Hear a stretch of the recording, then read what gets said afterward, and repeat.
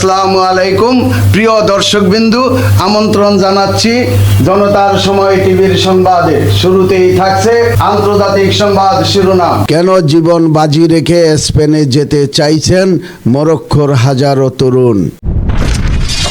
এবার দেখবেন বিস্তারিত। দক্ষিণ মরক্কোর উপকূলীয় শহর ইমসোয়ানের একটি সার্ফ শপে সার্ফিংয়ের সরঞ্জাম বিক্রির দোকান কাজ করেন ২৬ বছর বয়সী হামজা। দোকানে বসে মুঠোফোনে ইনস্টাগ্রাম দেখছিলেন তিনি। চোখের সামনে ভেসে উঠেছিল শৈশবের বন্ধুদের ছবি।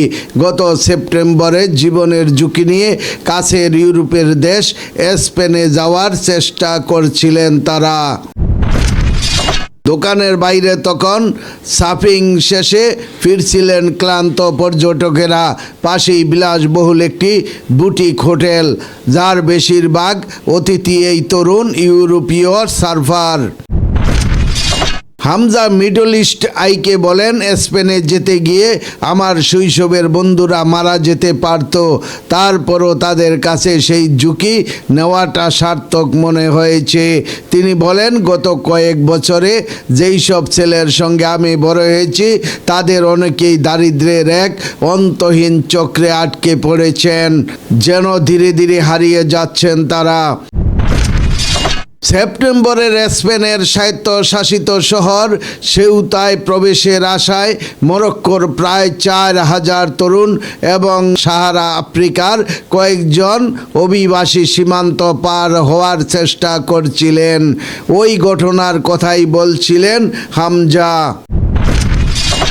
ইউরোপে ভালো জীবনের স্বপ্নে যাত্রা করা ওই মানুষের ভিড়ে ছিলেন তার শৈশবের ৬ বন্ধু।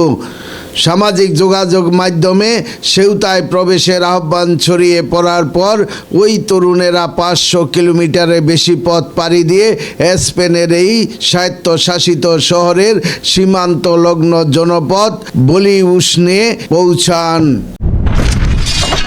উত্তর আফ্রিকায় স্পেনের স্বায়ত্তশাসিত শহর সেউতা ও মেলিয়া ইউরোপীয় ইউনিয়নের ইইউ একমাত্র আফ্রিকান স্থল সীমান্ত।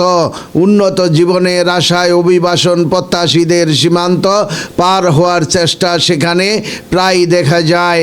মরক্কো কর্তৃপক্ষের তথ্য অনুযায়ী গত বছরের ১৫ই সেপ্টেম্বর দেশটির বিভিন্ন শহর থেকে আসা ৩,০০০ মানুষ সীমান্তের বেড়া টপকে সেউতায় ঢোকার চেষ্টা করার সময় আটক হন। এই উদ্যোগের আয়োজনে জড়িত থাকা সন্দেহে প্রায় ৬০ জনকে গ্রেপ্তার করা হয়। একই সঙ্গে কয়েকজন আলজেরীয় কর্মীর সম্পৃক্ততায় অভিযোগ তোলে মরক্কো।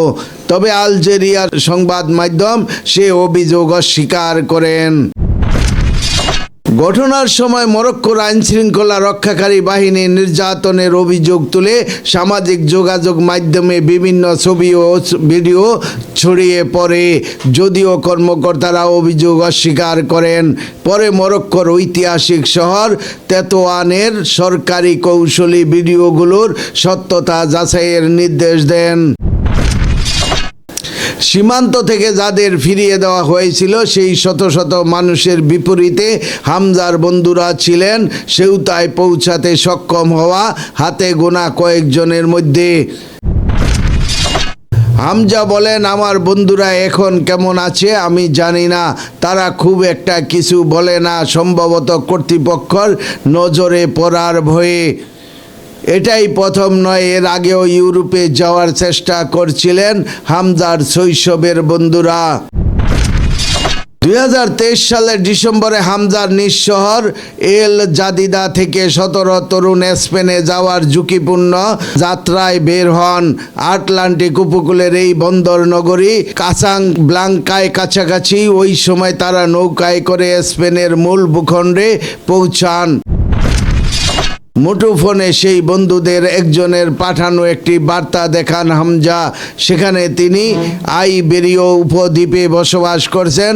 হামজা বলেন, ইনস্টাগ্রামে এটি তার সর্বশেষ পোস্ট। দেখে মনে হচ্ছে সে যেন ছুটি কাটাচ্ছে, কিন্তু আমি জানি স্পেনে তার জীবন মোটেও সহজ নয়। ভিডিও দেখা যায় হামজার সেই বন্ধু তিনি একজন ফুটবলার সমুদ্র সৈকতের কাছের একটি রৌদ্র উজ্জ্বল উন্মুক্ত চত্বরে বসে পানীয় পান করছেন। পেছনে বাজছে প্রাণবন্ত সঙ্গীত। হামজা মিডল ইস্ট আইকে বলেন, ওর প্রতিভা আছে, স্পেনে সুযোগ পাওয়ার আশায় আছে, কিন্তু বৈধ কাগজপত্র না থাকায় এখন পর্যন্ত সব ক্লাবেই তাকে ফিরিয়ে দিচ্ছে।